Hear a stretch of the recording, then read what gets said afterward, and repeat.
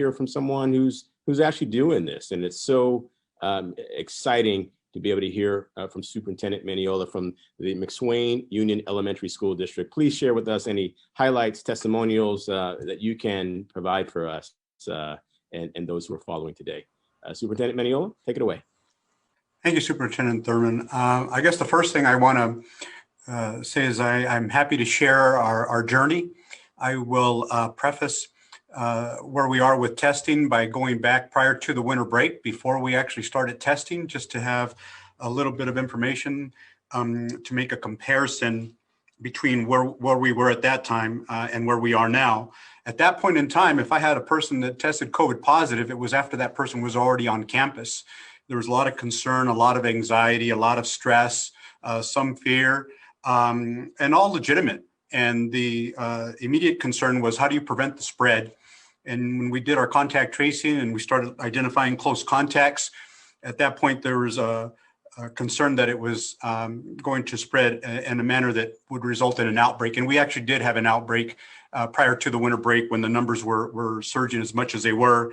But each person could have, as a COVID positive, come into contact with 5 to 6 other individuals, all of which, and think about this, they're all teachers for the most part, had to be sent home. We did have in-person instruction at that time under our waiver. And so we had to address coverage situations, whether it was an aide or a teacher, and notify parents and notify the health department. In some cases, I stepped into a classroom to supervise students while the teacher was providing instruction from home to a group of students in the classroom, and another group of students were distance learning at their home because we cannot accommodate a full classroom of students in the classroom at the same time. Those were the dynamics that were taking place prior to the winter break. The people that were close contacts, we would send out for PCR testing to take several days before we got the results. In some cases, they may have been negative, but they still had to stay out the 2-week window.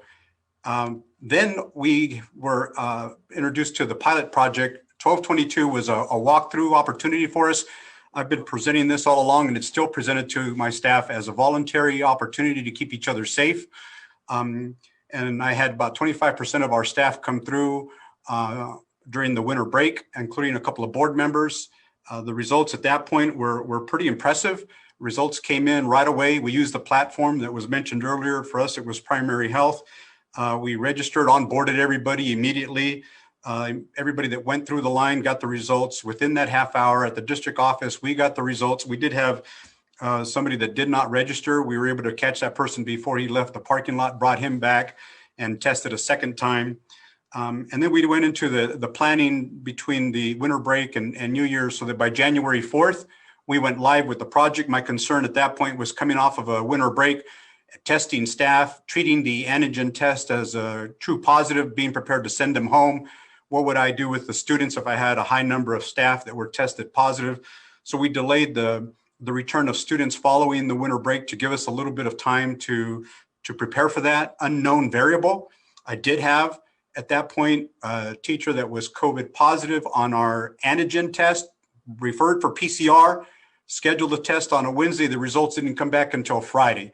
So right off the bat, we were like, well, this is interesting. It's immediate response to a test on site. We immediately sent that person home. When we send out for a PCR, it was a week later. Had we had students on campus and continued about business the way we were prior to the winter break, it's possible that that teacher could have been in close contact with another 5 to 6 individuals, and we would have continued the back and forth between in-home and in-person instruction for staff and students. And so we continue to monitor that. Since then, I've had 5 positive on our antigen test. All 5 were either asymptomatic or pre-symptomatic individuals. We caught them early on, sent them home right away. There have been no close contact situations. So if I go by those same numbers and I had 5, there would have been another 25 to 30 people each time that would have been considered potentially close contacts, and we would have had to send them home as well. So I say there's 5 antigen tests. We've so far had a count of 1,231 tests on campus. Again, the testing is offered on a voluntary basis. 80% of my staff continue to participate on a voluntary basis, but I tell the staff the 20% that aren't tested, we don't know if they're asymptomatic, and so we have to continue to be careful with all the other protocols that we've been implementing. But the reality of it is, with the layers of protocols and safety measures and mask wearing and everything else, the one safety measure that really gives us an immediate reaction to whether you are potentially a COVID positive person is the antigen test. And so with that, we've got people that have come back from the breaks. We've had the February break, the president holidays, similar to prior to the winter break when people gathered during Thanksgiving and Christmas, and they worry and they report to us, I was with so-and-so and they were COVID positive and now I'm potentially COVID positive. Okay, we had to send them out for a PCR test. Now we just run them through the test. We run them through our test, get the results right away. Staff to continue to look forward to the test. We offer it on campus twice a week. We offer it 2 times a day. Currently in the morning from 11:15 to 11:45, we have some part-time people. So we catch them in that first half-hour break. And we also have some people that have an earlier lunch. And then we also offer another break in the afternoon on Monday and Thursday from 1:30 to 2:45.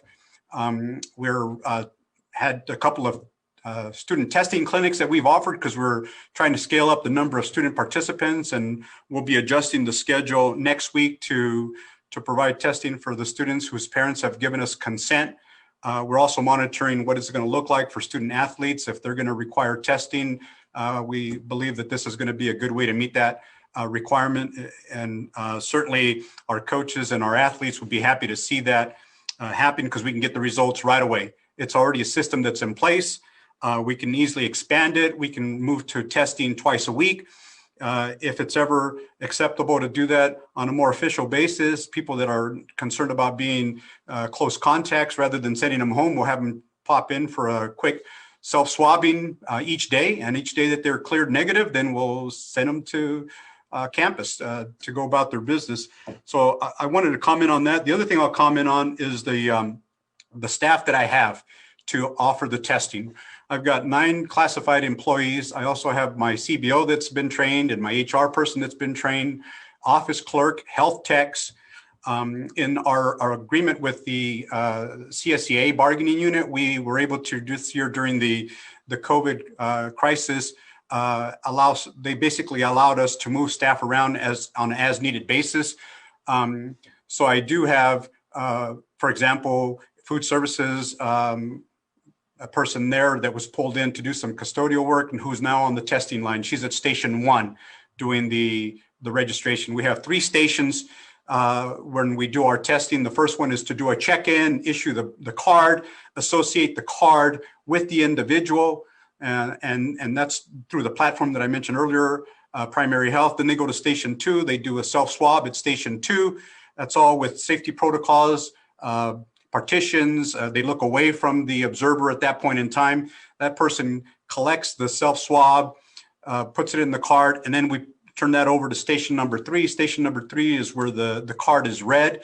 So the individuals are able to move through the line pretty quickly, and then they get their results pretty quickly as well on their phones. I have ability here at the district office to track the results as well, and the results automatically go over to the health department. So I wanted to also comment that with the health department, our communication back and forth there, these tests currently are not being used to calculate any of the positivity rate at the county level. The only ones that are, in fact, counted there, when I mentioned I had 5 positives from January to present, those 5 individuals were sent out for PCR testing. And then, of course, the PCR testing is the ones that get reported out to the health department and get recorded at that point. So I really want to come back and say that for me, prior to the winter break and currently where we are right now, keeping staff safe and healthy, keeping our students safe and healthy, all the other protocols that we've implemented, and we could implement a dozen or so more protocols because we were going to do whatever we needed to try to keep everybody comfortable and safe on campus. But there's no replacement for the use of this kind of testing on campus. I'm not saying that we should give up any of the other protocols. They certainly have to be used concurrently, but this one safety protocol, the antigen testing. It gives you an immediate response and you walk off. I got people, myself included, I'll send my results to my wife and say, look, I'm negative today. And I got people that are doing that. We have had parents that come through with their kids and they say, okay, now we can take the kids to go visit grandma and grandpa. So there's that kind of side effect that's happening as well. I don't have 100% of my staff that have agreed to participate in the vaccination yet. So again, there's going to be some folks that may not be fully vaccinated, even though the vaccine has been made available to everybody in the county here and across the state. Is my understanding that's the priority. But again, I'm offering the opportunity for the vaccination through our partnership with Public Health as an optional protocol. And we're still gearing up to try to bring more kids back as soon as we can do so in a safe manner. And as the restrictions continue to relax, I think we're going to keep doing that. But I don't see where the kind of testing that we're doing is going to be something that we're going to move away from. It's manageable. It's affordable. Our staff feel pretty good about it. We are going beyond the cadence that's been recommended, doing the twice a week, as I mentioned earlier. And I think our staff will continue to do that as we move forward. Superintendent Mendiola, thank you. That is so incredible, giving us your highlights about how it works, how it can be workable. I think giving folks a sense that with this strategy, we can have an awareness of anyone who may come to the campus and who may be asymptomatic but positive. So important. The example that you highlighted about the ability to, seclude someone who may need further testing while you also prevent the spread to those who are on campus is so helpful.